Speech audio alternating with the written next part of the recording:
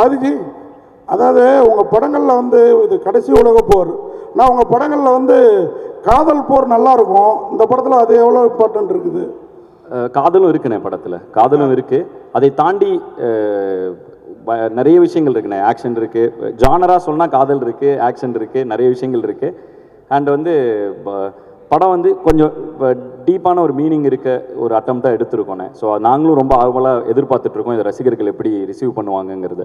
லவ்வும் இருக்குண்ணே. படங்களில் மொத்தம் 9 பாட்டு இருக்குண்ணே. ஆனால் படத்தில் எந்த பாட்டும் எல்லாமே பேக்ரவுண்ட் ட்ராக்காக தான் வருது. படத்தில் எதுவுமே பாடல்களாக வரதில்லை.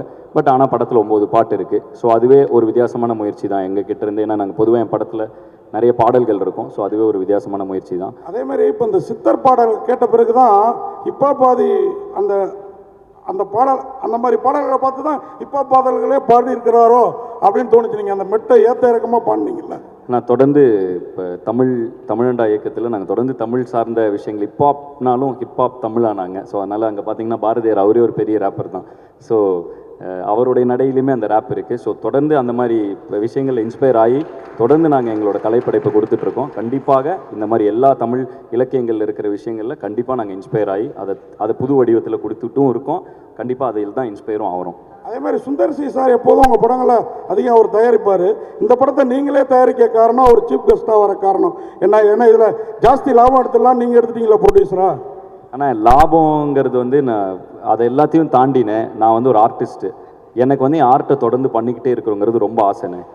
என்னோடய ஆர்ட்டை எப்போ நான் இருக்கிறதுலே ஃப்ரீயாக பண்ண முடியும் அப்படின்னா வந்து நானே அதை க்ரியேட் பண்ணி நானே. ஏன்னா வந்து இப்போ ஒரு ப்ரொடியூசர்னால் அவருக்கு வந்து ஒரு கன்ஸ்ட்ரெயின்ட் இருக்கலாம், எனக்குன்னு ஒரு மார்க்கெட் இருக்குது, அதுக்குள்ளே படம் எடுக்கணும், அந்த மாதிரி கன்ஸ்ட்ரெயின்ட் இருக்கலாம். அதே மாதிரி ஒரு டைரக்டர்னால் அவருக்கு ஒரு தாட் இருக்கும், நான் இதுக்கு தான் செட் ஆவேன்னு. ஸோ இது எல்லாமே சேர்ந்து நாங்களே பண்ணுறப்ப நாங்கள் எங்கள் மேலே வைக்கிற நம்பிக்கையை எங்கள் ரசிகர்களுக்கு நான் கொண்டு போய் சேர்க்கணுங்கிற கருத்தை எந்த ஃபில்டரும் இல்லாமல் கொடுக்க முடியுதுன்னு. ஸோ அதனால் வந்துட்டு இதை லாபத்துக்காக பண்ணணுன்னா இது மிகப்பெரிய ரிஸ்க்குண்ணே. இந்த படம் என்னோடய எல்லா ஃபார்மேட்டில் இருந்தும் உடச்சி ஒரு படம் பண்ணியிருக்கோம். ஸோ அதனால் அப்படி பார்த்தா அதுக்கான இது இல்லைண்ணே. நாங்கள் வந்து அதான் இருக்கிற எல்லா ரிசோர்ஸஸையும் போட்டு ஒரு படத்தை எடுத்துட்டோன்னே. இதிலேருந்து வந்தால் அடுத்து திரும்பவும் படம் எடுப்போனே, அந்த மாதிரி இதில் தான் இருக்கும். ஏன்னா நாங்கள் வந்து உங்கள் எல்லாருக்கும் தெரிஞ்சது தான், நீங்கள் எங்களை இங்கேருந்து பார்த்துட்ருக்கீங்க எல்லோரும். ஸோ கொஞ்சம் கொஞ்சமாக படிப்படியாக தான் வளர்ந்துட்டுருக்கோம். எங்களால் ஒரு படத்தை எடுக்க முடியுங்கிற அளவுக்கு பொருள் சேர்ந்த உடனே அதை எல்லாத்தையும் போட்டு ஒரு படத்தை எடுத்துட்டோன்னே. அண்ணன் தான் முதல்ல ஆசீர்வாதம் பண்ணார் எங்களுக்கு, எடுறா தம்பி அப்படின்னு.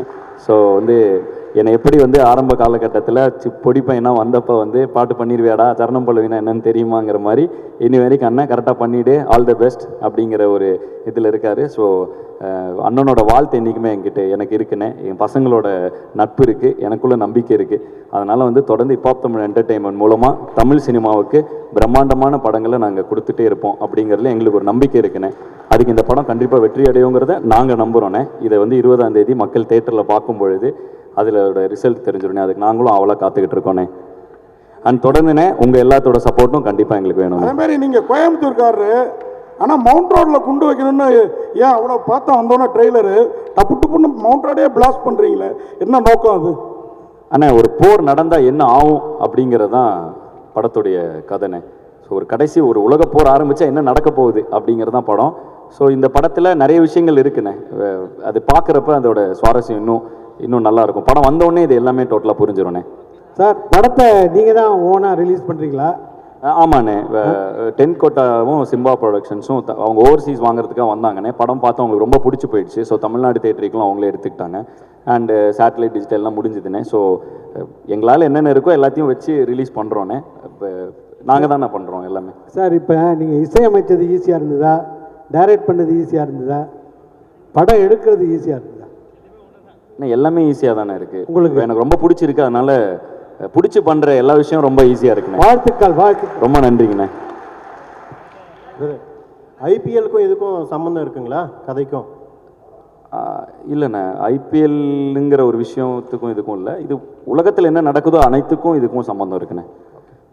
உலக அரசியலும் இருக்குது, எல்லாம் இது இருக்குது.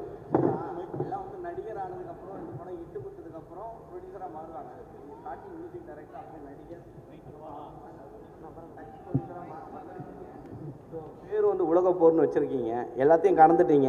அடுத்தது என்ன, அரசியலுக்கு வர போகிறீங்களா? இல்லைண்ணே, நான் ஒரு கலைஞன்.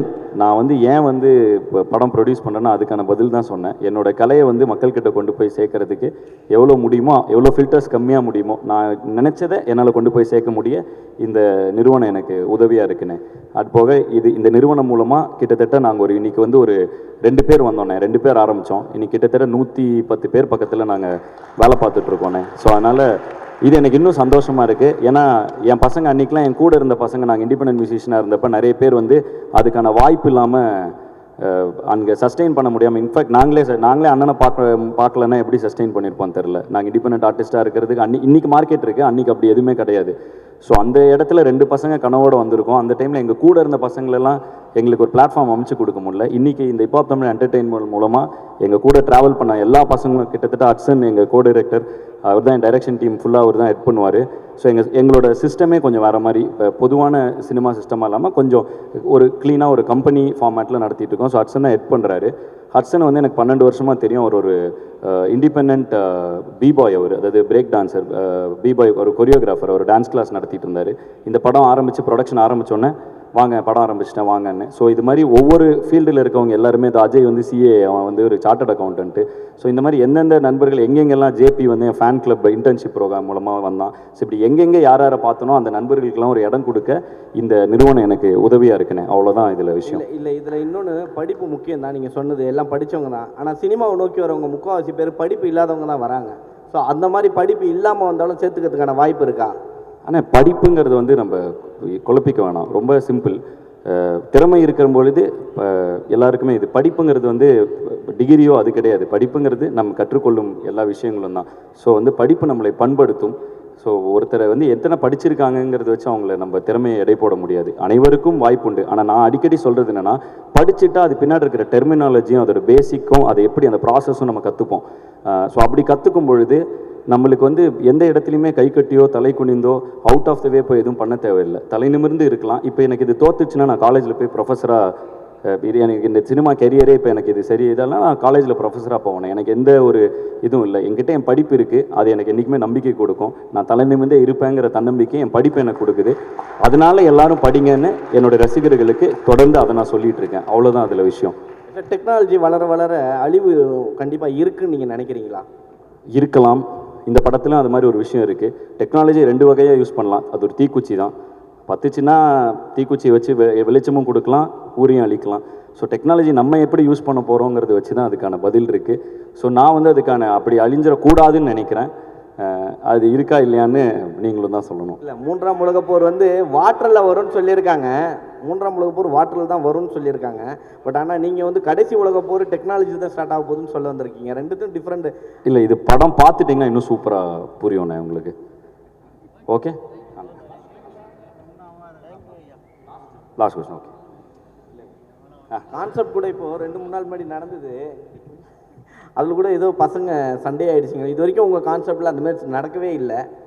ஆனால் இது வரைக்கும் கான்செப்டே நடக்கவே இல்லை. கோயம்புத்தூரில் 2-3 நாள் முன்னாடி நடந்தது உங்களுக்கு. அப்போ அங்கே வந்து காலேஜ் பசங்க அடிச்சுக்கிட்டாங்க. அது ஒரு 200 பேர் இருக்கு, ஒரு 20,000 பேர் இருக்கிற இடத்துல 25,000 பேர் வந்தாங்கண்ணே இந்த கான்செர்ட்டுக்கு. அதில் டான்ஸ் ஆடுறப்ப ஒருத்தருக்கு ஒருத்தர் இடிச்சிக்க, ஏன்னு ஒரு ஒரு ஒரு திருவிழாவில் நடக்கிற மாதிரி என்ன இடிச்சிட்ட அப்படின்னு இது பண்ண, உடனே சண்டை போட்ட அந்த 10 பேரை உடனே வெளில அனுப்பிச்சாச்சு. அது அங்கே நடந்த மீதி 19,000 பேருக்கும் தெரியாது அப்படி ஒரு விஷயம் நடந்ததுன்னு. பட் அதை வந்து நீங்கள் இப்போ இதில் போடுறதுக்கப்புறம் தான் எனக்கே அப்படி ஒரு விஷயம் நடந்தது தெரியும். ஸோ அந்த மாதிரி தான். அதுக்கப்புறம் நான் கேட்டேன் என்ன ஆச்சுன்னு. ஒரு 10 பசங்க அடிச்சுக்கிட்டு இருந்தாங்க. அப்படியே அவங்கள எனர்ஜியில் என்ஜாய் பண்ணுறப்போ ஒன்று நடக்கும்ல. ஸோ அப்படி அவங்க 10 பேரை வெளியில் அனுப்பிட்டோம் அப்படின்னாங்க. ஸோ அவ்வளோதான் அதோட விஷயம். அதில் ஒரு எதுவுமே பெரிய எதுவுமே அப்படி ஒரு பயப்பட வேண்டிய விஷயம் எதுவுமே இல்லை. தொடர்ந்து உங்களுடைய ஆல்பம் சாங் தான் எல்லாமே எதிர்பார்க்குறது. இப்போ நீங்கள் ப்ரொடக்ஷனில் வேறு இறங்கிட்டீங்க. ஆல்பம் சாங் கான்செப்ட் வருமா, இல்லை இதோட க்ளோஸ் பண்ணிடுவீங்களா? அண்டர் கிரவுண்ட் ட்ரைப்னு ஆரம்பித்து அடுத்த தலைமுறை இளைஞர்களுக்கு நிறைய பேருக்கு ஏதோ எஃப்ஜேலாம் அண்டர் கிரவுண்ட் ட்ரைப்பில் பெர்ஃபார்ம் பண்ணியிருக்கான். ஸோ அவன் இன்றைக்கி திரைப்படங்கள் வந்துருக்கான். நிறைய இளைஞர்களுக்கு பிளாட்ஃபார்ம் அமைச்சு கொடுத்துட்டோம். ஸோ நாங்கள் இதெல்லாம் பண்ணிகிட்டு இருக்கப்போ அந்த இடத்துல எங்களுடைய ஆர்டிஸ்ட் நிறைய பேர் வருவாங்கண்ணே. ஏன்னா நீங்கள் சொன்னீங்க பேசும்போது நிறைய ப்ரொடியூசரோட குறுக்கீடுகள் வந்து இருக்கிறதுனால தான் நான் வந்து தனியாக ப்ரொடக்ஷன் ஆரம்பிச்சேன்ட்டு. ஸோ யாரை நீங்கள் குறிப்பிட்டு சொல்கிறீங்க? குறுக்கீடு கிடையாதுண்ணே, குறுக்கீடுன்னு சொல்லலை. ப்ரொடியூசர் வந்து இப்போ நான் ஒன்று பண்ணணும்னு நினைக்கிறேன், அப்போ எனக்குன்னு ஒரு மார்க்கெட் இருக்கும்லண்ணே. ப்ரொடியூசர் அந்த மார்க்கெட்டுக்கு தானே போடணும். ஏன்னா அதுதான் ஒரு வியாபாரத்தில் சரியான முயற்சி. அப்போ நம்ம ஒரு அதை தாண்டி ஒரு இல்லைன்னா அவங்க நம்ம அப்பாவாக இருக்கணும், அண்ணனாக இருக்கணும், சொந்தக்காரங்களாக இருந்தால் அதை தாண்டி அந்த லாபத்தை தாண்டி அவங்க நம்ம மேலே நம்பிக்கையை வச்சு ஒன்று பண்ணலாம். அப்படி யாருமே நமக்கு சொந்தக்காரங்க இல்லைன்னா நம்மளே தான் அதை பண்ணிக்க முடியும். ஸோ அப்படி அந்த மார்க்கெட் கேப்பை தாண்டி இவ்வளோ பெரிய ஒரு படம் எடுக்கும் பொழுது நானே தான் என் மேலே நம்பிக்கை வச்சுக்க முடியும், என் பசங்க என் மேலே நம்பிக்கை வைப்பாங்க.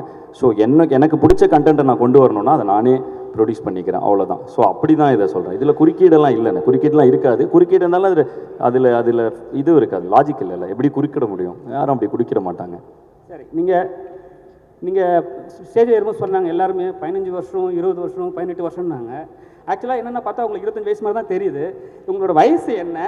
எல்லாருமே வந்து உங்களோட இளமையின் ரகசியம் என்ன? ஒன்றும் இல்லை, 2005 நான் ஸ்கூல் படிக்கிறப்ப என்னுடைய முதல் மிக்ஸ் டேப் வந்துச்சு. ஸோ அங்கேருந்து ட்ராவல் ஆக ஆரம்பித்தோம் நானும் ஜீவாவும். ஸோ நான் ஸ்கூல் படிக்கிறப்பே ஆரம்பிச்சிட்டேனே. எனக்கு மேடைகளும் வாய்ப்பும் இல்லை, ஏன்னா எனக்கு யாரையும் தெரில. நான் சென்னைக்கு வரதுக்கே, அங்கேருந்து நான் காலேஜ் முடிச்சு எனக்கு காசு சேர்க்கறதுக்கே டைம் ஆகிடுச்சு. அதுக்கப்புறம் தான் என்னால் சென்னையே கிளம்பி வர முடிஞ்சுது. ஸோ சென்னை வந்து ஒரு 4 வருஷம் கஷ்டப்பட்டக்கப்புறம் தான் எனக்கு லக்கிலி இப்போ அண்ணனை மீட் பண்ணுற வாய்ப்பு கிடச்சி. சுந்தரண்ணை வந்து எனக்கு ஒரு இசையமைப்பாளர் ஒரு வாய்ப்பு தராரு. நாங்கள் 2005லேருந்தே பாட்டு போட்டுட்ருக்கோம். எங்களுக்கான அதாவது நான் சுந்தரண்ணாவோட முதல் படம் சைன் பண்ணுறப்பவே எனக்குன்னு ஒரு அண்ணனே சொல்லுவார், இப்போ ஆம்பளை லான்ச்சில் அவ்வளோ ஃபேன்ஸ் வந்திருந்தாங்க. ஏன்னா அது இண்டிபெண்டன்ட் மியூசிக் மூலமாக சேர்த்த ஃபேன்ஸ். எனக்கு வந்து கனெக்ஷன்ஸ் இல்லாதனால எனக்கு மேலே வர்றதுக்கு அதாவது அந்த பிளாட்ஃபார்ம் எனக்கு கிடைக்கிறதுக்கு டைம் ஆகிடுச்சு. ஸோ அதுக்கு முன்னாடி இருந்தே நான் பண்ணிட்டுருக்கேன். இப்போ நான் இந்த வேறு யாருக்கும் அது நடக்கக்கூடாதுங்கிறது தான் இந்த இத்தனை தமிழண்டா மூவ்மெண்ட், அண்டர் கிரவுண்ட் ட்ரைப், இப்போ தமிழ் என்டர்டைன்மெண்ட்னு ஒன்று பண்ணிக்கிட்டே இருக்கும். எனக்கு தெரிஞ்ச பசங்களுக்கு அது நடக்கக்கூடாதுன்னு, அவ்வளோதான். அதில் நிறைய பேர் கூட ட்ராவல் ஆகிருக்காங்க. இப்போ நான் வந்து ஃபஸ்ட்டு இண்டிபெண்டன்ட் ஆர்டிஸ்ட்டாக ஃபஸ்ட் இயர் காலேஜ் படிக்கிறப்ப அவர் எனக்கு பேக்ரப் டான்ஸராக இருந்தார். ஸோ அவர் வந்து அவங்க எங்கள் பின்னாடி டான்ஸ் பண்ணுவாங்க.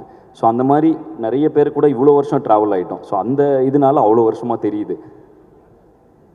ஓகேண்ணா, டன், தேங்க்யூ. கடைசியாக இந்த படத்துடைய காஸ்ட் அனைவரையும் மேடை கலைத்து ஒரு குரூப் பிக்சர் எடுத்துக்கணும். அதுக்கு நடுவில் எங்கள் அண்ணன் சுந்தர்சி அவர்கள் நிற்கணும்னு ஆசைப்பட்றேன். நன்றியை தெரிவித்துக் கொள்கிறேன். 20ஆம் தேதி படம் தியேட்டரில் வருது, பாருங்கள், பார்த்து சப்போர்ட் பண்ணுங்கள். ரொம்ப ரொம்ப நன்றி.